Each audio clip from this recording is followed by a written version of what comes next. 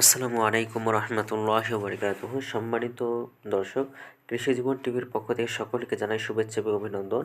আজকের ভিডিওটি দেখাচ্ছি যে আমাদের এইদিকে আলুর টপ যে করা হয় সেটা কিন্তু অলরেডি করা হয়ে গেছে।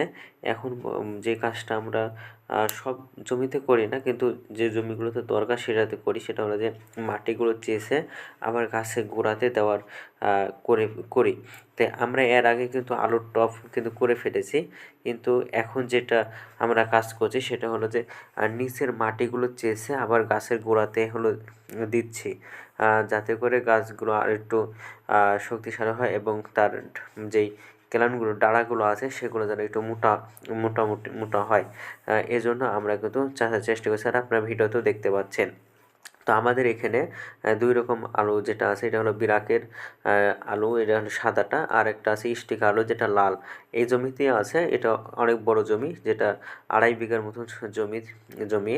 তো এখানে এক সাইডে এটা দেখতে পাচ্ছেন যে এটা হলো সাদা আলু, আর এর পাশের ওই পাশের জমিগুলোতে এগুলো যেগুলো আছে সেগুলো হলো স্টিক আলু, অর্থাৎ লাল আলুর কথা এখানে বলা হয়েছে।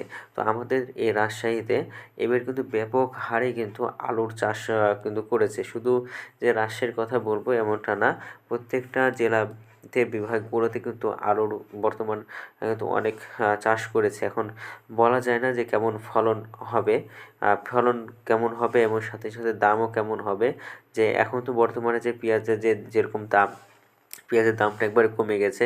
মানুষ তো 300 টাকা 350 টাকা কেজি পেঁয়াজ কিনে লাগাইছে, কিন্তু সেই তুলনায় কিন্তু সে দাম নাই। এখন দেখা যাচ্ছে যে পাইকারি হলো 40 থেকে 45 টাকা কেজি হলো যাচ্ছে রাজশাহীতে। তো সেদিক থেকে যে আলুটা যেভাবে করেছে মানুষ, এভাবে যদি দামটা পায় তাহলে তো খুব ভালোই হবে।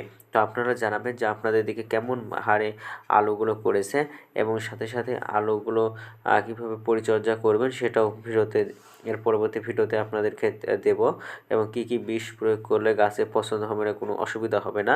তো ভিডিওটি ভালো লাগলে অবশ্যই চ্যানেলে সাবস্ক্রাইব করে পাশে থাকবেন। ধন্যবাদ।